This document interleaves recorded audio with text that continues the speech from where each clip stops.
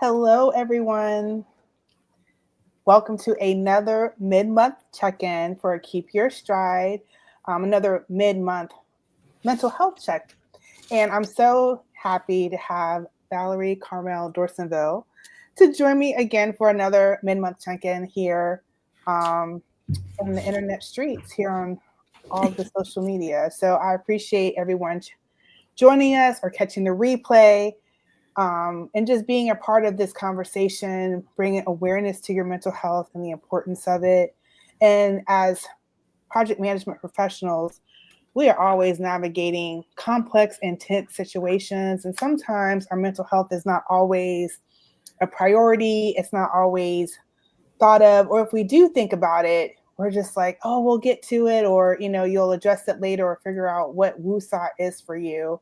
So I wanted to dig into understanding the mental strength in a workplace. And before we get into that, I'm Michelle Beatty. If you don't know, I'm Michelle Beatty. I'm a project management professional. And I started the Keep Your Stride platform just to bring awareness to mental health because going to therapy and focusing on mental health has been a game changer for me. And hi, everyone. My name is Valerie Carmel Dorsonville. I am a licensed mental health therapist. Thanks so much for inviting me, Michelle. I work with a lot of project managers and people who work in tech and software engineers and other professionals. And the mental health aspect of how that impacts their work life and what that looks like both at work and outside of work is a frequent issue that my patients come and talk to me about. So really excited to continue furthering this conversation. This is awesome. So let's start off talking about understanding like mental strength in the workplace. So basic definition, setting the foundation. How do you define mental strength in the context of leadership and project management? So for me, when I'm talking to patients about mental strength, one of the things that I want to really focus on is their resiliency, right? How are they able to respond to issues, challenges? Because we all know that that is a consistent part of the role.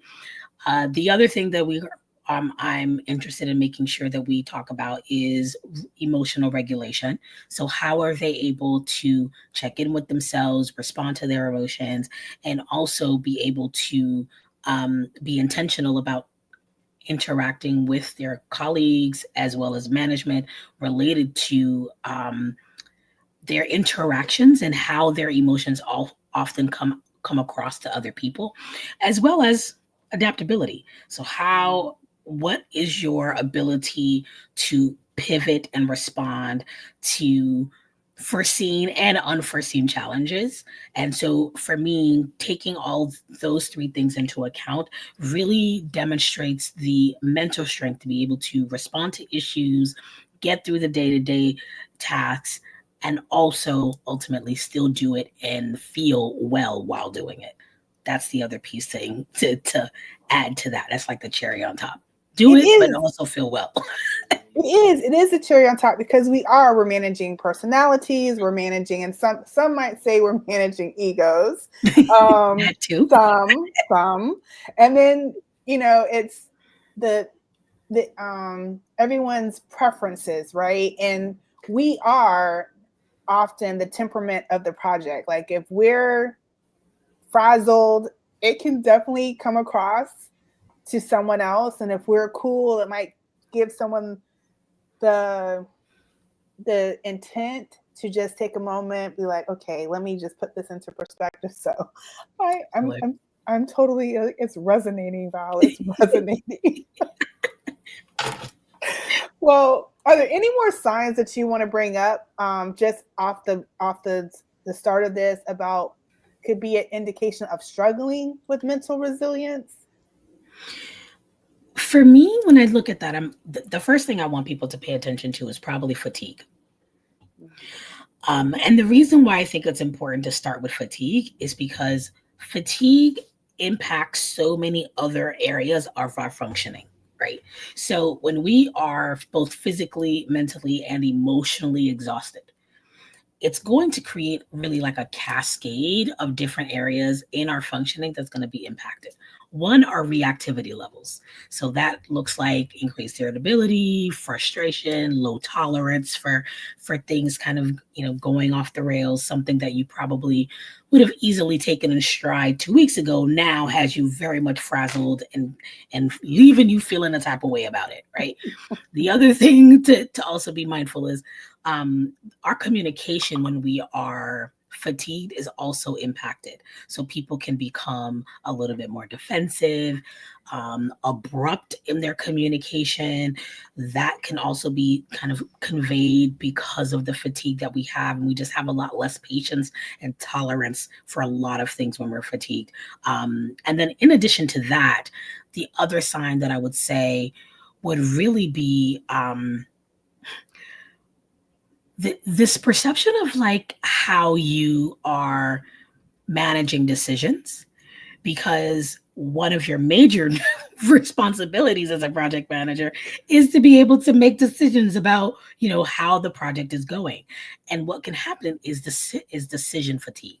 So now things that you would actually take a little bit more time to consider and process through, you're probably a lot quicker to just be like, okay, fine, and just kind of brush things off, which often can lead to you not paying attention to details, overlooking important conversations and points that need to be considered. And so decision making, communication, and irritability, those would be the top things that I would really be paying attention to that are typically being really impacted by that fatigue.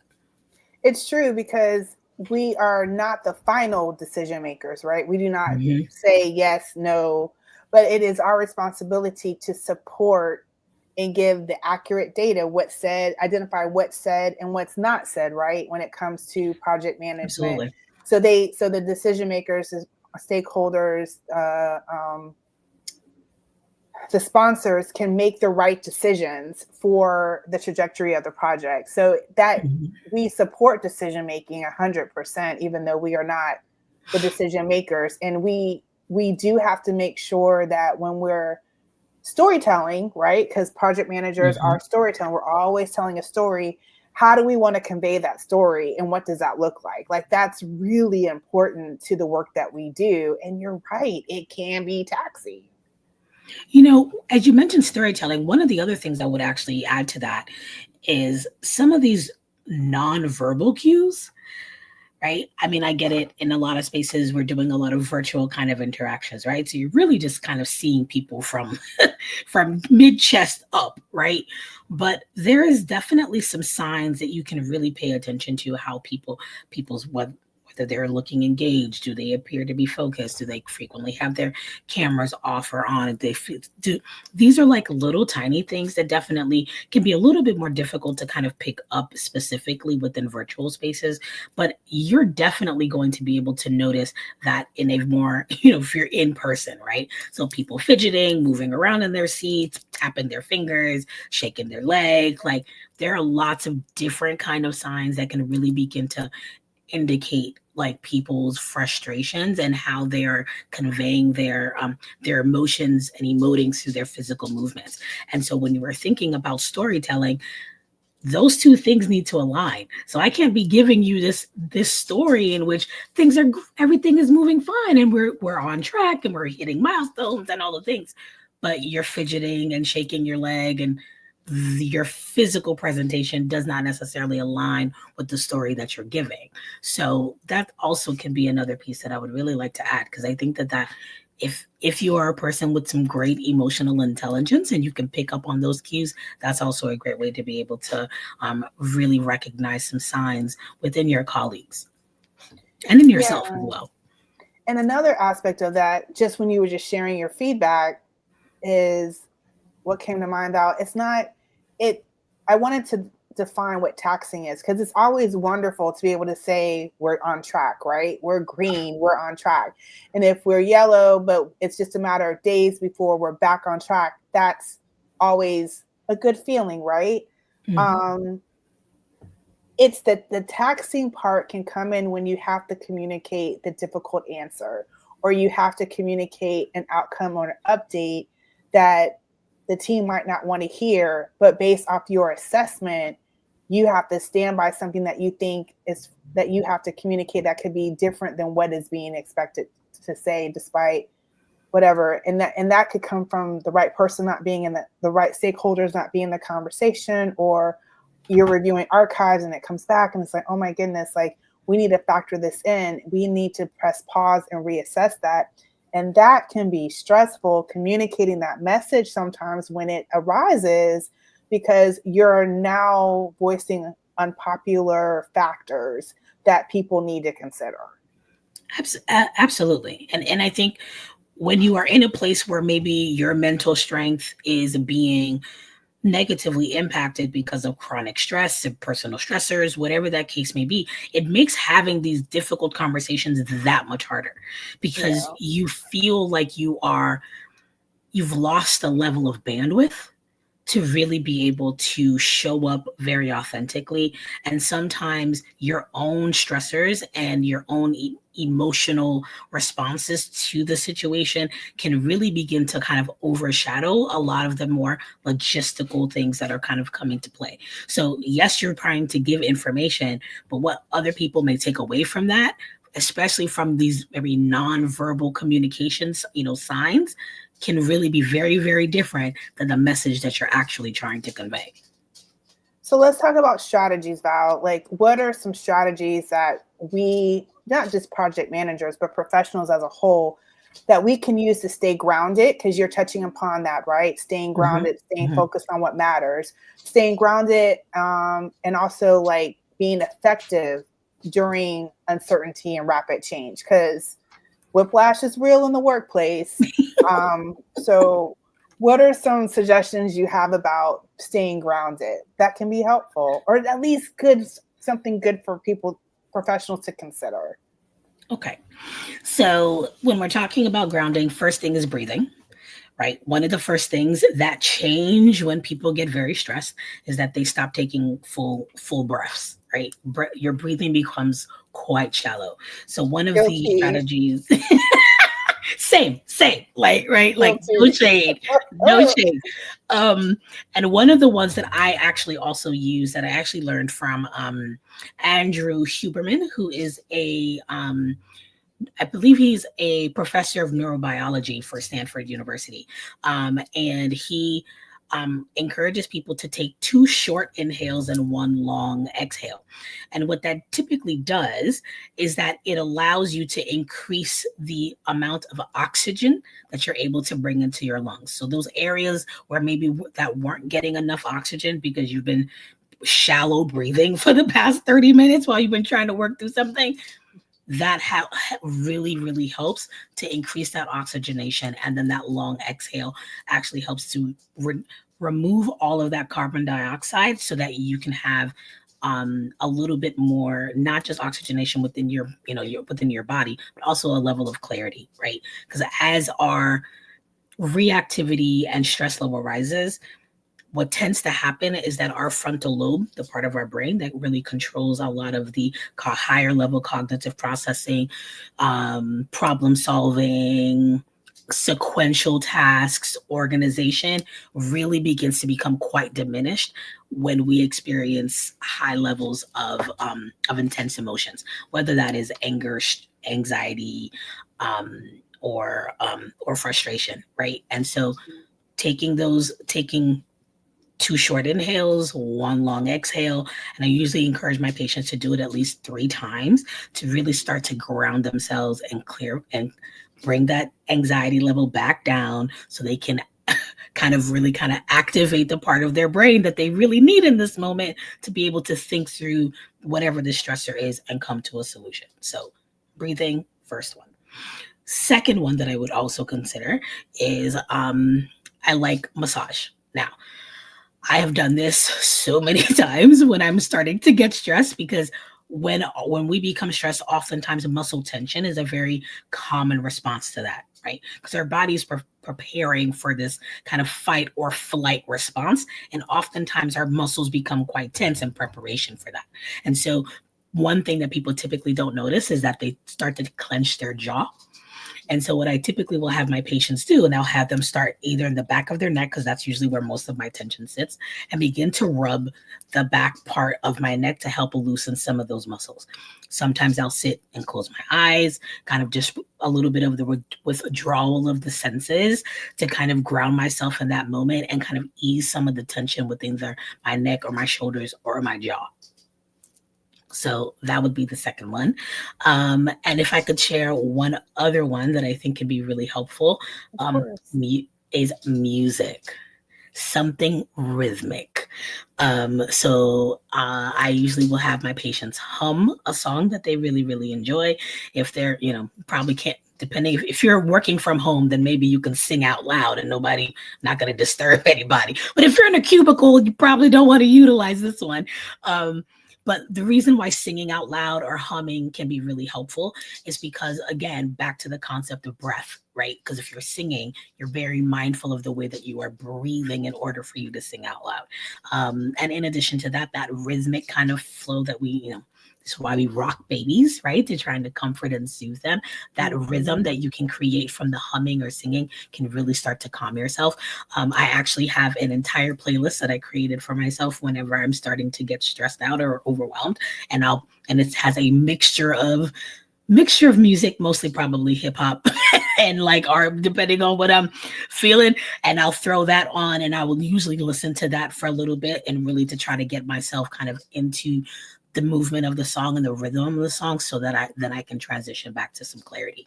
And it brings a little bit of levity into the equation as well. I love it. And you have a t-shirt that I'm just waiting for you to restock. What does it say? Tacos, hip hop, and therapy, or therapy, tacos, and hip hop? Yeah. Yeah. I'm like, that's my wellness. Yeah. That's my wellness language. That's what I need. If I'm stressed out, I need some tacos. Feed me tacos. Let me do some yoga, listen to some hip hop and therapy, and I'm good. I'm back at it. So everybody has their own way of kind of navigating through those emotions. And if you can figure out your best kind of mix, then that becomes the way that you approach, whenever you start to get stressed. Yeah. Just let me know when the restock is on. So definitely do that. Yes. So how can leaders create psychological safety for their teams when the future is uncertain with a project or a program they're running, or uncertainty shows up in different ways in different programs and projects. So how can leaders create that for their team? Let's start with acknowledging how people feel, normalizing how they feel, validating how they feel. There's nothing worse than feeling very, very overwhelmed and you talk to, a manager and they just kind of are dismissive or minimize your challenge.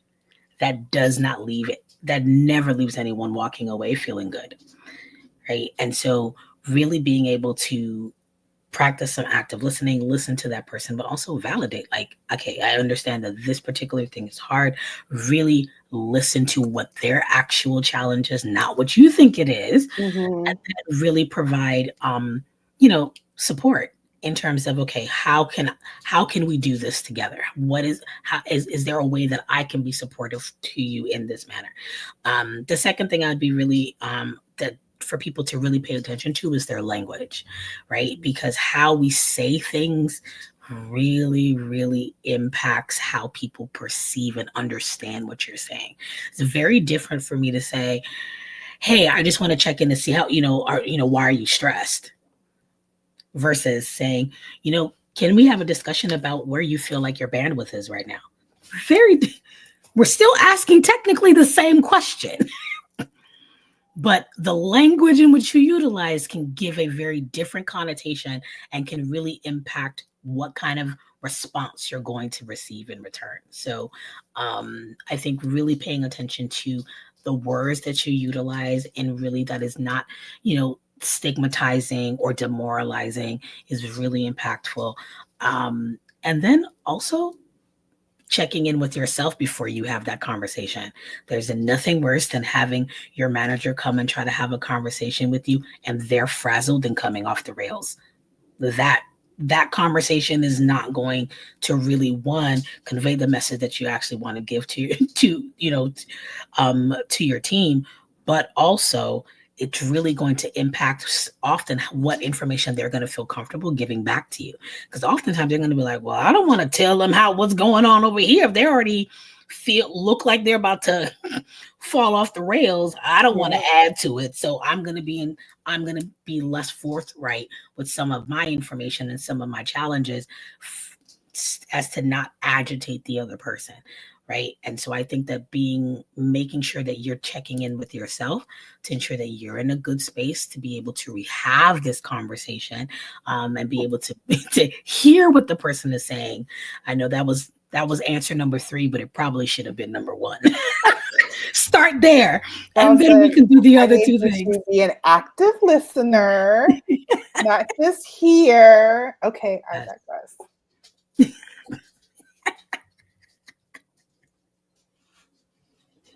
That's legit. I mean, it gets in the way of people being able to really show up so authentically so that they can really give you an honest picture of what is actually going on. So many times we jump in and we think A is the problem when B is the problem. So now you're jumping in and problem solving for A, creating all of this work and all of these solutions, but you still didn't address the real issue. So making sure that you are in the right mindset to be able to really hear what somebody is saying and really pay attention to the information that you're receiving. I mean, I know it's pretty basic, but sometimes we forget the basics and just go to the higher level things. And sometimes we just got to get back to it. So can you share, because you gave all great tips and insight per usual, what is an example? Doesn't have to be lengthy, but an example of a conversation that could be a normal conversation about mental health without compromising professionalism? Oh, that's such a great question. Ooh, okay, hold on. Let me think for a second. Yeah, take your time.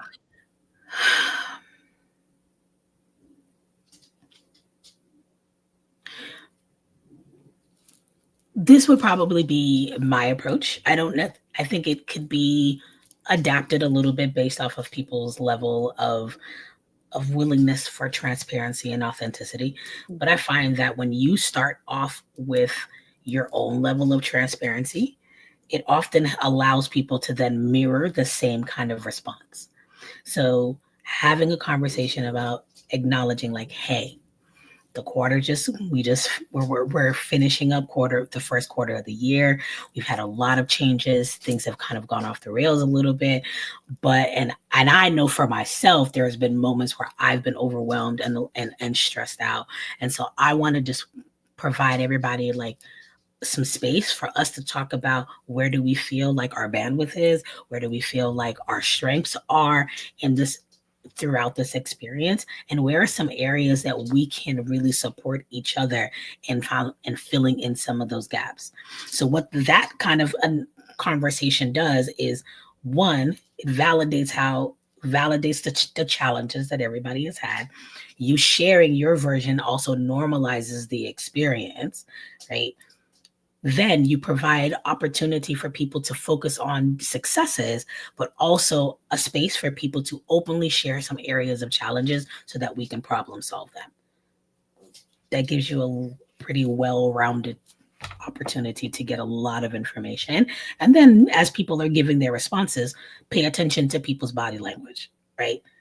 People crossing their arms, feeling distracted, people who appear like even in their talking can maybe start to get a little bit teary-eyed, right? When I start to see people respond that way when I am asking a question, what that tells me is that you're full, like you've reached capacity of where you're at. And sometimes it is the most simplest of questions that will lead for like the cascade of everything kind of coming out.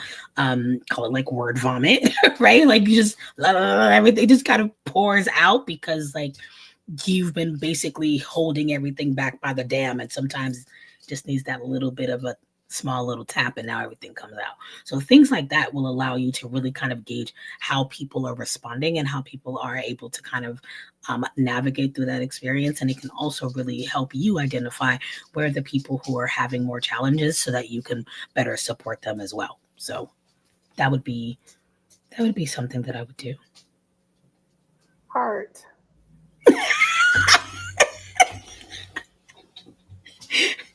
Right. And you can like remix it a little bit, right? Make it your own.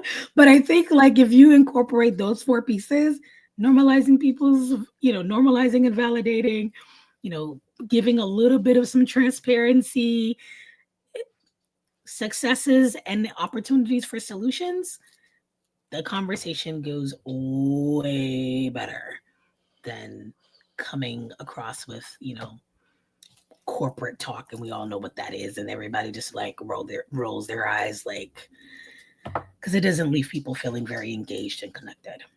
I feel like you just gave someone their woosah pass. Right? Yeah, it's a lot. It really is a lot. Like because of the population of patients that I have, I hear every day how like work stress becomes so overwhelming, and really and ultimately reminding them that building that mental strength to be able to get through the day, the week, the month is cannot be an exercise in just philosophical. It can't just be philosophical. It has to be action behind it, right? And so when you are really recognizing like, hey, I'm experiencing some of these signs and I'm noticing that I'm having more difficulties, you need to create multiple moments and opportunities for you to release the pressure.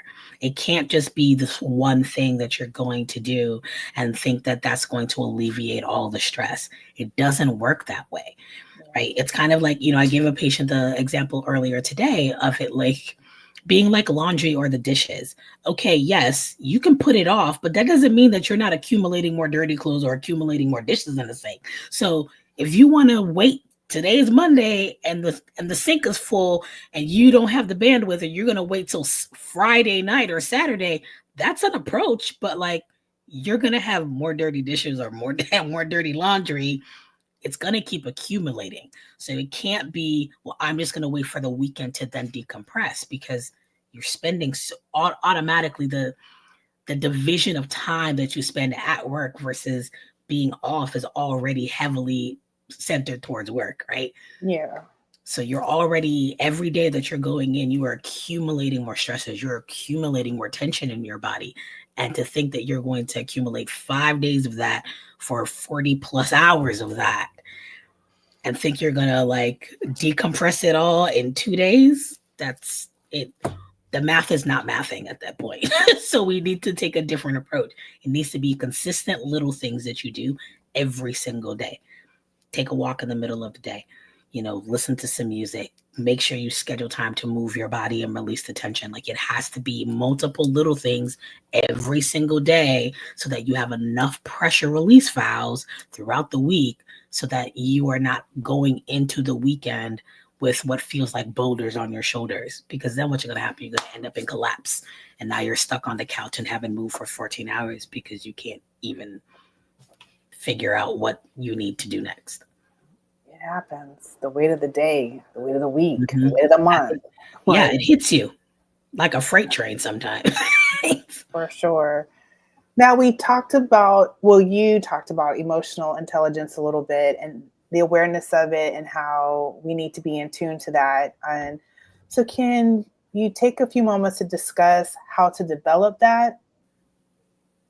Oh, yeah, I think, again, building emotional intelligence is a personal process first. As you begin to build more self-awareness within yourself, that naturally leads to a lot more awareness of everybody else, because now you can readily acknowledge and identify which baggage belongs to you, right? It's like going to, at the airport, right?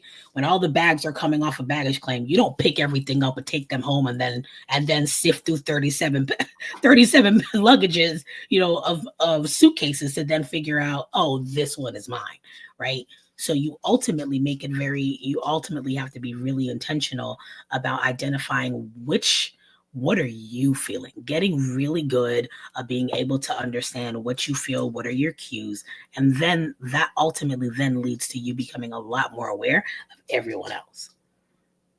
That's where it typically would start. I appreciate that.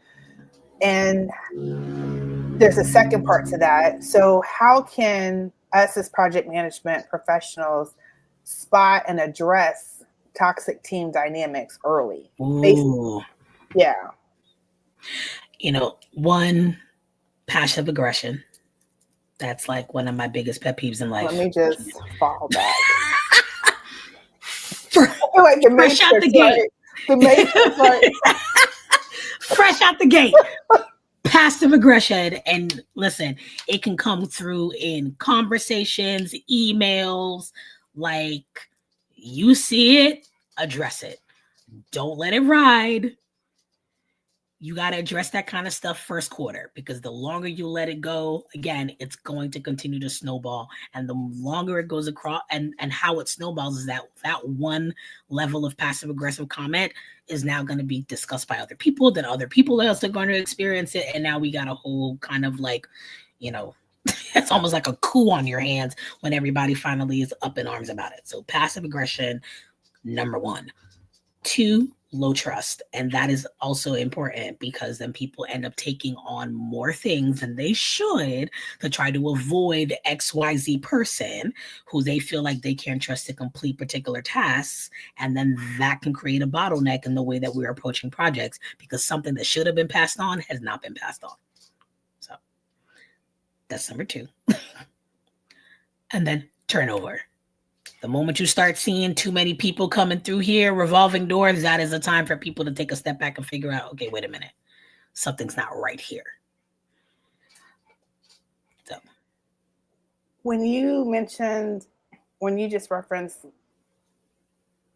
the person that would keep doing more tasks to avoid interacting with a certain member of the team, it made me think of, it's not a meme, but it's like on social media, where the person is pushing a chair up a hill on a rolling chair by themselves.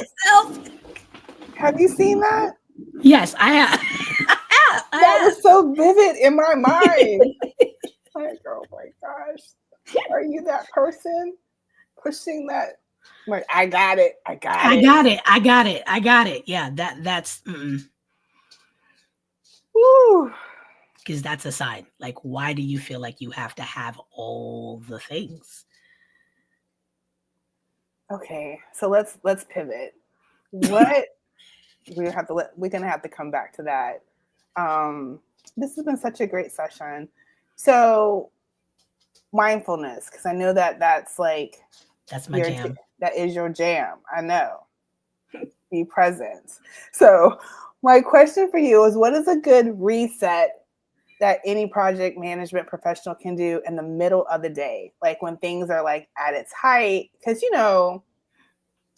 that back-to-back meetings can be intense, and not everyone gives themselves a 5-minute window to just refresh, just take care of business, hydrate, whatever, right? They don't always give themselves a 5-minute break in between back-to-back meetings. So what are some suggestions? It doesn't have to be multiple. It could be one that you're just very animate about. But what is your suggestion on resetting in the middle of the day or during a high intense day? Get some sun. It makes a difference, right? Touch some grass. Touch some grass. Get some sun, touch some grass. Like, literally get outside. We are frequently attached to so many things, and we have so much connectivity, which is great in a lot of ways, but it can also be very, very overwhelming. We become a little bit too dialed in. And so taking a moment to literally step outside, feel the sun on your skin, like be around something that's green, take a couple deep breaths can really help you to recognize like, yo, this is a moment, but that doesn't mean it's the whole moment. Like it doesn't mean that this moment is completely taking over and there's not other things happening outside of this. And being able to kind of get outside can be really, really helpful to remind you of like just the beauty of like, what's actually going on in the world, right? Like, I know we get so really bogged down in the moment about all of the stressors, but reminding yourself like, yo, outside of this moment, there's still life being lived out here.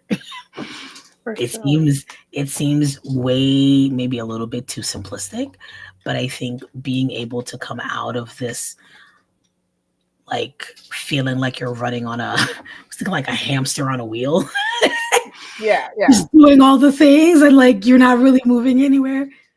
Like you stepping outside is you taking a moment to step off the wheel.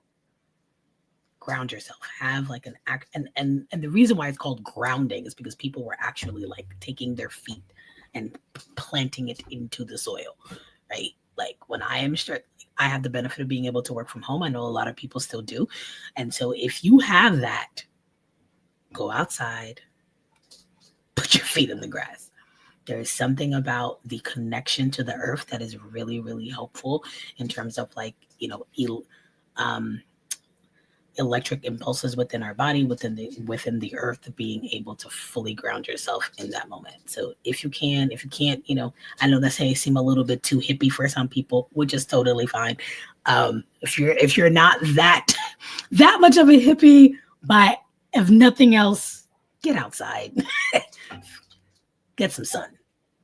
And do you have any final thoughts, any resource shares, or anything since our last mid-month check-in that you want to share with anyone watching or listening today? I think I would love to share a book that I really encourage a lot of my patients to read. And it's called Set Boundaries, Find Peace. Because I find that a lot of my patients struggle with setting boundaries, not just within their professional lives, but also in their personal lives. And learning to kind of begin to set a more effective boundaries and actually enforce them. Setting them is not enough. You need to consistently enforce them, can help people learn the skills and strategies to effectively set boundaries to help create to help really reduce some of the stressors that they could be experiencing. So that it will be the book I consistently recommend it, and every single one of my patients love it. I love that. And then Deloria Nelson Street, she's the president of ACE, and she recently published a journal. I think journaling is so key, and it's about rest, resilience, and resistance. And it has all these simplistic journal prompts that just have you reconnect within, right? Reconnect within and just identify blockers, identify things that can open you up to being more intentional with rest. And it's a very good resource that she created that can be used within organizations and also just for personal use, just to help you recognize that you can be resilient and that your resistance does support rest and that it's not a luxury, right? It's a necessity. It's a necessity to what we do in order for us to be productive and impactful and just present with ourselves and understanding our greatness. Like we need that recharge. And her journal provides a lot of great prompts for that as well. Love that. Yeah, journaling is such a powerful strategy, not just for mindfulness, but also for a lot of self-reflection and really building greater sense of self-awareness. That's definitely one of the strategies I use for myself to really help manage my stress. So I would definitely encourage anyone who loves things related to journaling and could really, really utilize something to that effect to really support them in their practice. For sure. Thank you. Oh, Val, do you have any final thoughts? Or was that the final thought? That was the fun. She's like, that was the final thought. Final Okay. thought. Yes, ma'am. All right. Well, for me, I just wanted, always I'm encouraging you to keep your stride and focus on being well, defining what being well is for you, and speaking up for yourself, whatever that may be, setting your boundaries. It's all important. All of that. Setting your boundaries is important when you're dealing with uncertain and navigating uncertainty, right? So you don't feel Absolutely. like you're being abused or taken advantage of. People taking your acts of kindness as a weakness, whatever cliche or mindset you want to put to it. Mm-hmm. You got to know what your boundaries are when you're dealing with people and not be reluctant to communicate them, right? It's not to be reluctant to communicate your boundaries because you're human, as Val loves to remind me and others. You are human and you have feelings. That's right. And it's okay. So it's okay. So for this month, and as a way of keeping your stride, I'm going to say, remember to honor your boundaries. Love that. That's facts.